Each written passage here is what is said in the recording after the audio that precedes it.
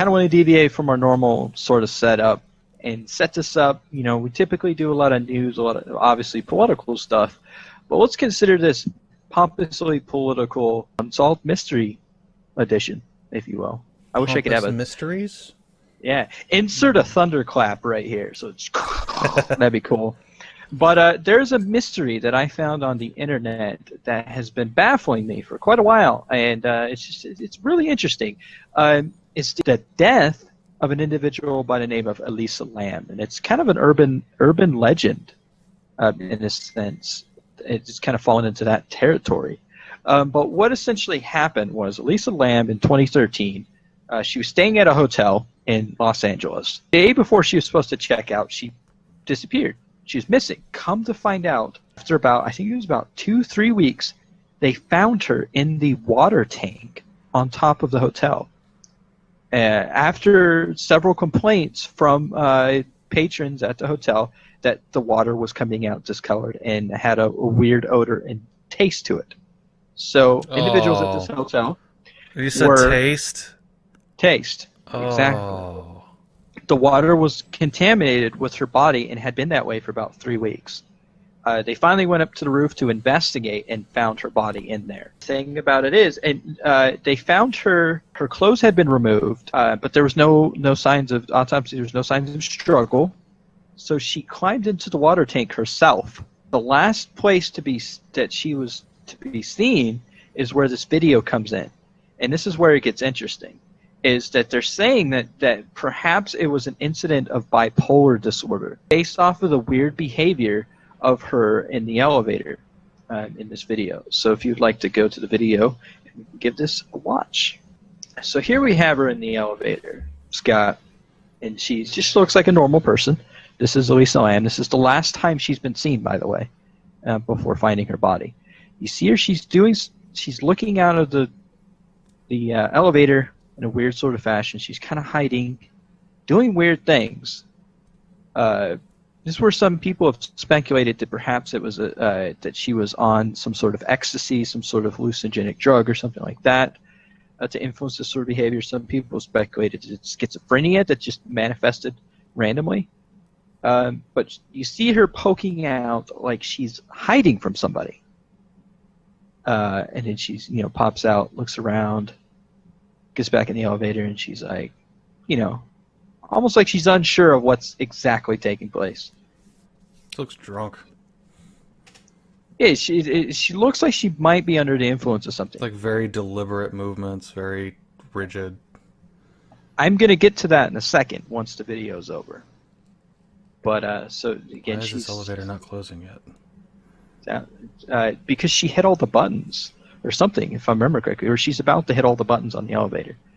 It's really bizarre behavior, what she's doing. I think there might have been elevator problems, actually. And yeah, here it is. She's pushing all the buttons on the elevator.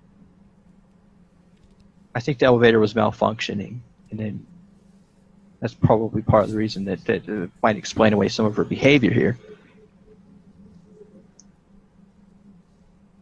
Yeah, it's just really bizarre behavior. And this is, again, interesting because this is the last moments before... See, she's doing some weird thing with her hand. These are the last moments before her body was found. This is the last time she was seen alive. And so there's speculation as to if she was under the influence of something, a drug, alcohol, or a mixture of the both, or if it was some sort of mental illness. So here's where it gets interesting. The toxicology that was taking place, they found no substances in her body. She wasn't intoxicated on anything. She was she was taking medication for bipolar disorder. There was that in there. There was no attempt of force whatsoever as far as her room. When they found her, again, her clothes were off, and she was in the water tank. That was the other thing. The autopsy report and its conclusions have also been questioned. For instance, it does not say that there was results of rape or anything like that. So, in all intents and purposes, she climbed in the the water tank herself. How did she get into the water tank? How did she get to the roof? That's question number one. Why did she get in the water tank? If she wasn't intoxicated for any reason. Yeah, so there's a lot of... And why did it take that long for them to explore the possibility when they had customers complaining about the water? She seems to be paranoid in the video. Right. And some people have hinted that perhaps the reason why she's paranoid is not because of drugs or alcohol or mental illness, but that somebody was after her. That was the other aspect of it. Do you see the unsolved aspect of this? They still don't know why she got in the water tank, or how they know how long she'd been in there, but how she got on the roof, why she got on the roof, any of that, it's still unsolved, and it's really, really bizarre. And not only that, but the fact that it had been weeks that this body had been in the water tank and that nobody had done anything about it. Apparently, there's a huge issue with dead bodies in hotel rooms, in hotels in general. It's actually a pretty big deal in the United States that I did not realize. This is just one incident, but it's a really peculiar incident. So what are your thoughts? Sounds like it's kind of like the first season of How to Get Away with Murder. Have you seen that? No, I haven't. Really? The girl disappears. She disappears for a couple weeks, and then they find her, and she's in the water tank on top of a sorority. And obviously, you know, that there are plot details on that show that go into that, but sounds kind of similar. Turns out she was actually on, I believe it was ecstasy, and was... I don't want to ruin the whole thing. She was murdered in that series. I don't know, that's a lot to process. There, you have a little bit of the elevator footage where it looks like she's paranoid. Looks like she's hiding from somebody, but yet nobody's there. So maybe the first explanation that kind of jumps to my head is that she was maybe paranoid schizophrenic. She thought somebody was there that wasn't, and she went into the water tank to hide. For any number of reasons, a person with a mental disability like that would justify taking their clothes off before they get in. I don't know. And then forgot how to swim. Again, I don't know, purely hypothetical. To me, that would make the most sense, though, is that she just, in her head, thought that somebody was there.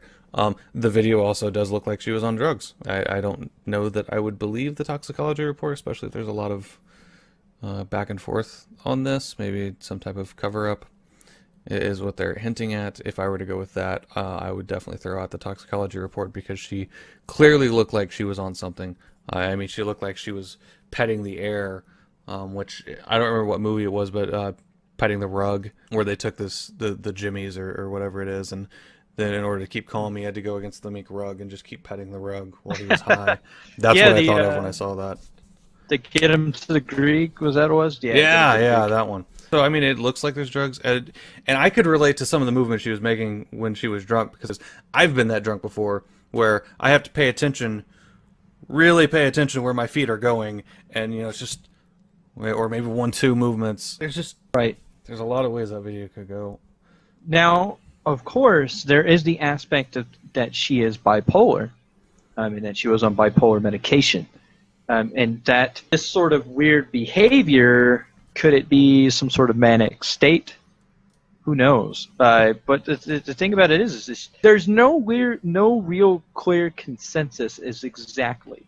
If you believe the toxicology reports that say that there was no drugs in her system, then she wasn't intoxicated and so forth. The other aspect, again, is mental illness. She does have a history of mental illness. That does seem like it could be a viable option. The other thing is again, they're hinting at, okay, could it have been that somebody had actually been after her? You know, so that's kind of the mystery here. You can prove that, though. There's going to be other cameras in the hotel. This mystery stalker would be in one of those cameras. That's the thing. They can't find any other video footage of her in the hotel. No, I don't know the monitor setup in that hotel, but in any type of modern security setup, right. I would call bullshit on that.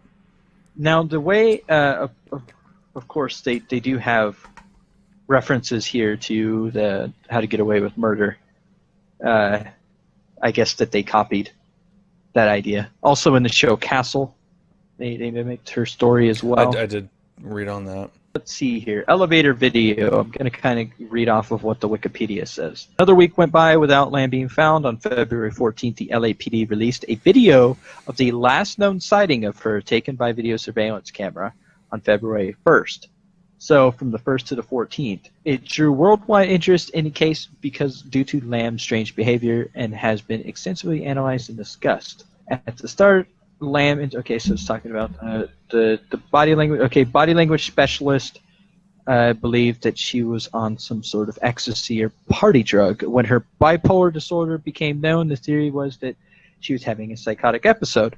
Other viewers have argued that the video has been tampered with before being made public, despite the obscuring of the timestamp. Is claimed parts have been slowed down and claimed nearly a minute of footage has been discreetly removed. This could have been simply done to protect the identity of an individual who went into the elevator, little or nothing to do with the case, or to conceal evidence of Lam's disappearance and death to have been resulting in a criminal act. Take it as you will, could they have altered the video to hide particular evidence or to protect somebody's identity? Obviously, you kind of have to follow Occam's razor, in this, a simple explanation, which could be mental illness. I think that's the most simple one that we can narrow down.